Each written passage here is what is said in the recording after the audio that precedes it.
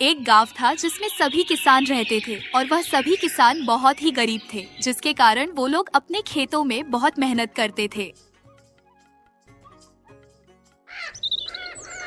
इस गांव में एक गरीब आदमी रामू अपनी पत्नी गौरी के साथ रहता था। वह बेचारा बहुत मेहनत करता था, लेकिन फिर भी अपना घर चलाने में असमर्थ था। लेकिन उसकी पत्नी गौरी बहुत ही चतुर और बुद्धिमान थी। गौरी बहुत मेहनत कर ली, पर कुछ समझ नहीं आ रहा कि इस बार फसल अच्छी होगी भी या नहीं। बारिश भी ठीक से नहीं हुई है और हम चाहे जितना अपने खेतों में मेहनत कर लें, लेकिन हर साल हम लोगों का रोना धोना ही रहता है। पता नहीं कब हमारी फसल अच्छी होगी और हम लोग खुशी की जिंदगी जी पाएंगे। चिंता क्यों करते हो जी? भगवान ने चाहा तो सब अच्छा होगा। चलो पहले तुम हाथ मुंह धो लो, मैं गर्मा गर्म रोटी और सब्जी ले आते हैं जिसे आप खा लो। रामू बैठकर रोटी खाने लगता है।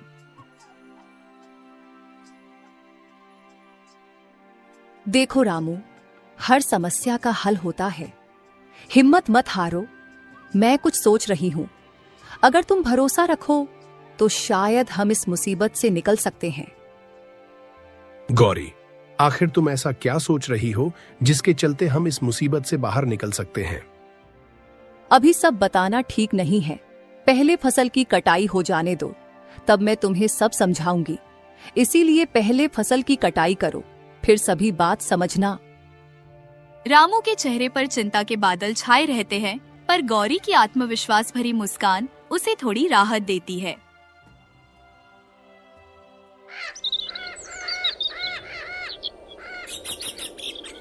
कुछ दिन बाद गांव के चौपाल पर कुछ किसान मौजूद हैं। रामू भी वहां मौजूद है। सब किसान अपनी अपनी समस्याओं पर चर्चा कर रहे हैं। इस बार तो सच में बुरा हाल है।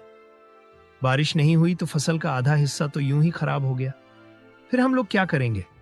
और बार बार फसल उगाने के लिए हम लोगों के पास पैसे कहां से आएंगे? मुझे तो कुछ समझ नहीं आ रहा है। हाँ भाई, ऊपर से साहूकार भी ब्याज बढ़ा रहा है।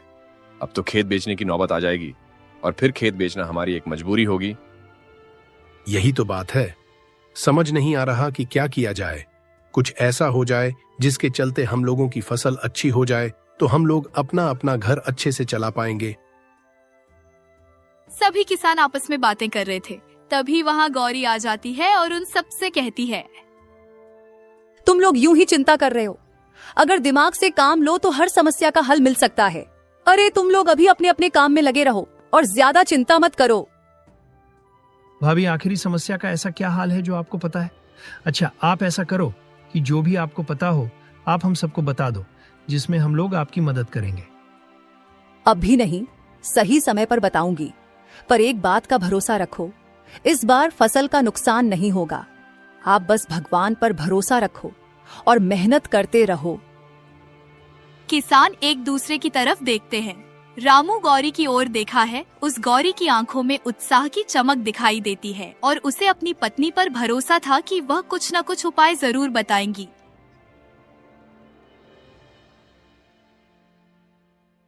रात का समय दोनों अपने घर में खड़े थे, तभी रामू गौरी से कहता है, गौरी, तुमने आज चौपाल पर जो कहा उससे सबको थोड़ी उम्मीद तो मिली है, पर सच में तुम्हारे पास कोई उपाय है या बस सबको तसल्ली दे रही थी? उपाय तो है, पर जब तक सही समय न आ जाए तब तक उसे बताना ठीक नहीं होगा, और इसीलिए मैंने अभी तक तुम लोगों को वह उपाय नहीं बताया है। मैं तुम्हारे भरोसे पर हूं, पर दिल में डर भी है। अगर कुछ उल्टा हो गया तो हम लोग कहीं के नहीं रह जाएंगे, ना ही घर के और ना ही घाट के। जब तक मैं हूं कुछ उल्टा नहीं होगा, बस मुझ पर विश्वास रखो। और मैं सच कह रही हूं कि आप सभी लोगों को इस समस्या से बाहर नहीं निकाल दिया तो मेरा नाम भी गौरी नहीं। रामू गौरी के चेहरे की चमक को देखकर थोड़ा सहज होता है। गौरी की आंखों में एक अलग ही आत्मविश्वास झलकता है।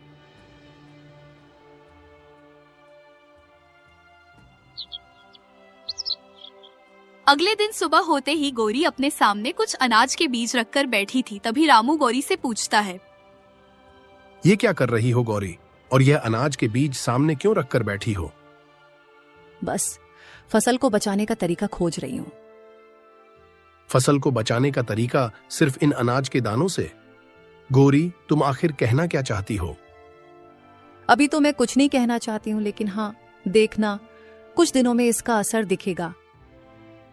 रामू की आंखों में संदेह है, गौरी के चेहरे पर आत्मविश्वास। ये रहस्य क्या है? गौरी, तुम इन अनाज के दानों से फसल बचाने की बात कर रही हो? ये कैसे मुमकिन है? बस थोड़ा धैर्य रखो। ये सिर्फ अनाज के दाने नहीं हैं, इनमें समझदारी भी छिपी है। मैं तुम्हें सब समझाऊंगी, पर पहले मुझे कुछ तैयारी करनी होगी। गौरी, तुम क्या तैयारी करेगी और कहां तैयारी करोगी? खेत में जाने की तैयारी। आज मुझे तुम्हारे साथ खेत पर चलना है। रामू के चेहरे पर उलझन के भाव है। उसे समझ नहीं आ रहा कि गौरी क्या करने वाली है।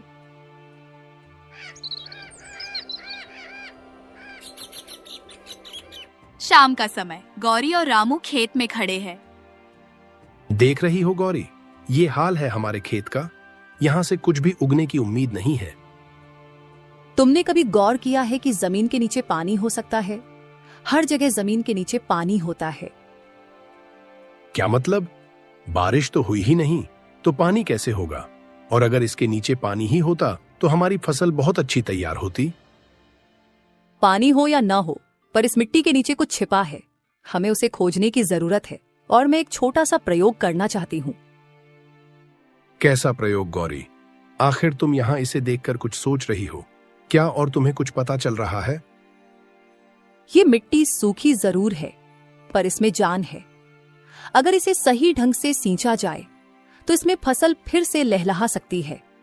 गांव में जितने लोग कह रहे हैं कि मिट्टी ज्यादा खराब है, लेकिन उतनी ज्यादा खराब भी नहीं है। माना कि हम इसमें किसी भी फसल के बीज बो देंगे, लेकिन फिर पानी कहां से लाएंगे? नहर सूखी पड़ी है और कुआं भी खाली है। यही तो चतुराई है। पानी तो आसमान से नहीं बरस रहा, पर हमें अपने हाथ से पानी बरसाना होगा। हाँ, और ये काम मैं आज रात को शुरू करूंगी। रामू को गौरी की कुछ बात समझ में नहीं आ रही थी, लेकिन फिर भी वह चुपचाप का रहता है। शाम होते ही गौरी फिर से वही बीजों को लेकर बैठ जाती है। कभी रामू उससे पूछते हुए कहता है, गौरी, अब तो बता दो कि तुम इन बीजों का करने क्या वाली हो, जैसे कि हमारी फसल अच्छी तैयार हो जाएगी। ये बीज साधारण बीज नहीं है। मैंने इन्हें कुछ जड़ी बूटियों के साथ मिलाकर तैयार किया है। अगर इन बीजों को जमीन में बोया जाए और हल्का सा पानी दिया जाए तो ये मिट्टी की नमी को बढ़ा सकते हैं। क्या ये मुमकिन है? और इनके चलते हमारी फसल भी अच्छी खासी तैयार हो जाएगी? हाँ, मुझे अपनी माँ से ये विद्या मिली थी। हमारे पुरखों के पास ऐसे बीज होते थे जो जमीन की सेहत को सुधार सकते थे, और मुझे इन बीजों पर पूरा भरोसा है कि यह अपना काम जरूर दिखाएंगे। ठीक है गौरी, अगर ऐसी बात है तो मैं तुम्हारा साथ जरूर दूंगा। रामू को ज्यादा कुछ तो समझ में नहीं आया था, लेकिन रामू ने गौरी पर विश्वास करके उसका हौसला बढ़ाया।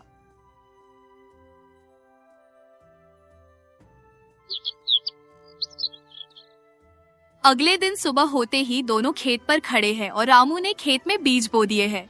अभी रामू गौरी से कहता है, ये बीज अलग तो नहीं दिख रहे। क्या सच में इनमें कुछ खास है, या तुम सिर्फ मुझे बहका रही हो ताकि मैं अपना दिल छोटा ना कर पाऊं और अपने काम में लगा रहूं? धैर्य रखो रामू, देखना कुछ ही दिनों में इसका असर दिखेगा, और असर ऐसा दिखेगा जिससे सारे गांव वाले भी देखकर चौंक जाएंगे और मुझसे यही बीज लेने की कोशिश करेंगे। बस अब कुछ दिन रुक जाओ। अगर ये बीज काम कर गए तो हम कर्ज से भी बच जाएंगे और गरीब लोगों की मदद भी कर पाएंगे। फिर हम लोग इतने ज्यादा गरीब और गिरे हुए नहीं रहेंगे, हमारी भी तकदीर पलट जाएगी। और अगर काम न किया तो भी हम हिम्मत नहीं हारेंगे, बल्कि दोबारा कुछ न कुछ उपाय करके दूसरे बीज बोलेंगे। रामू गौरी की तरफ देखता है। गौरी के चेहरे पर आत्मविश्वास की चमक है। रामू के मन में भी थोड़ी सी उम्मीद जाग उठती है।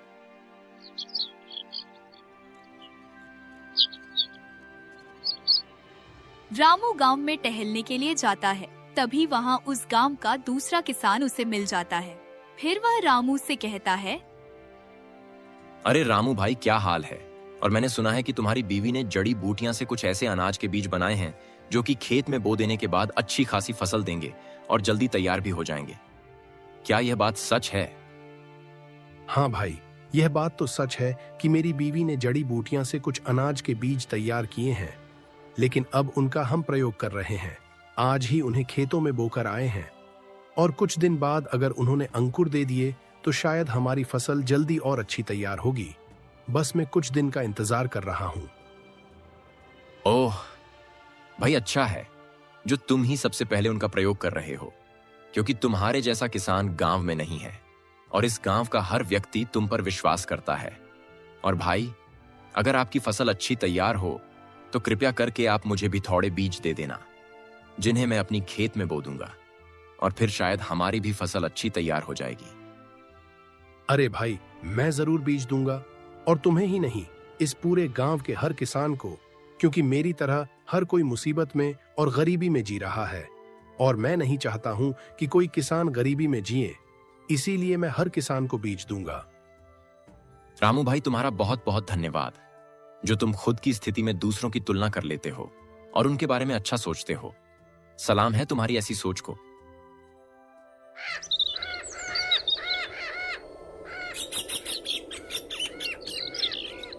तीन दिन बाद शाम का समय, रामू और गौरी खेत पर है। रामू की आंखों में आश्चर्य है। जहाँ गौरी ने बीज बोए थे वहाँ हरे हरे अंकुर निकल आए हैं।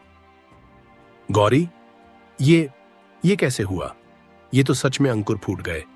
अब तो मुझे लगता है कि ये बीज बहुत अच्छे हैं और ये जल्द ही हमें फसल देंगे और फिर हम हर बार इन्हीं को बोया करेंगे। मैंने कहा था ना, मिट्टी में जान है, बस उसे सही देखभाल की जरूरत थी। और देखो इन्होंने कितने अच्छे अंकुर दिए हैं। गौरी, तुमने तो कमाल कर दिया। अगर इसी तरह बाकी फसल भी बच गई तो हम सच में कर्ज से मुक्त हो सकते हैं। गौरी, आज मैं बहुत खुश हूं और मुझे तुम पर गर्व है। अब हमें सही समय पर सही कदम उठाने होंगे। ये तो बस शुरुआत है, आखिरी देखना कि कैसा होगा। बस कुछ समय का इंतजार करो। रामू गौरी की तरफ देखता है। उसके चेहरे पर राहत और खुशी के भाव हैं। गौरी के चेहरे पर आत्मविश्वास की चमक बरकरार है।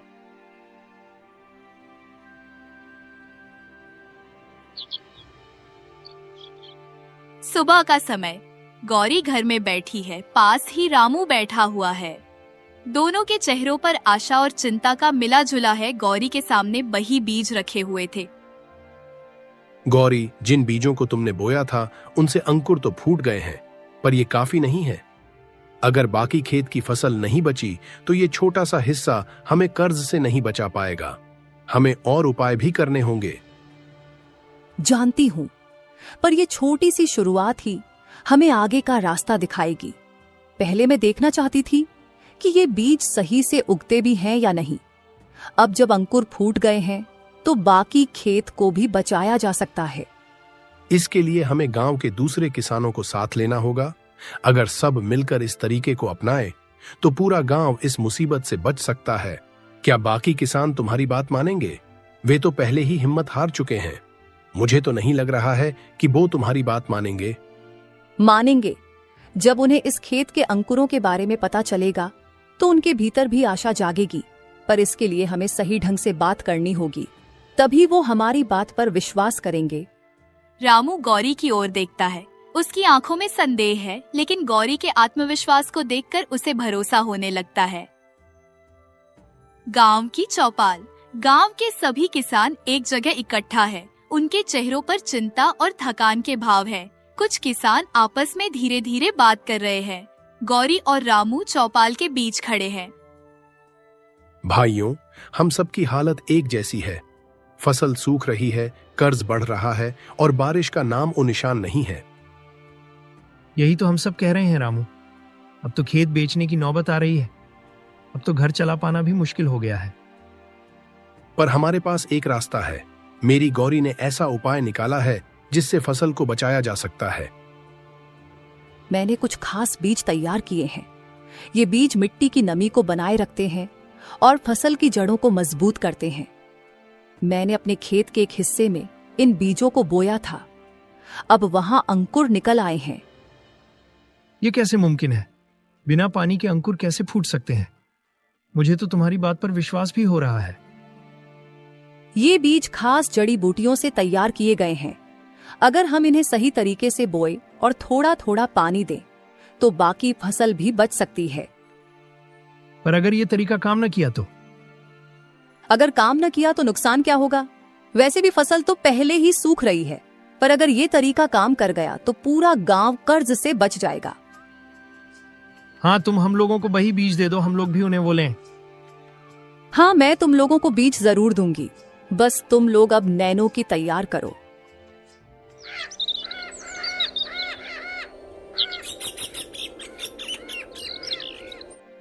फिर सब लोग अपने अपने खेतों में गोरी द्वारा दिए गए बीजों को बो देते हैं।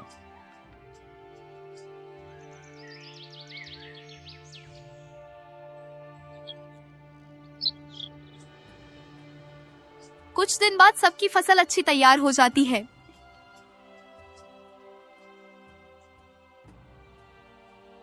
देखो भाइयों, सब लोगों की फसल अच्छी तैयार हो गई है और अब सब लोग अपना अपना कर्ज चुका देना और फिर से यही बीज बो देना। सब लोग रामू की हाँ में हाँ मिला देते हैं। इस तरह गौरी ने सबकी किस्मत चमका दी।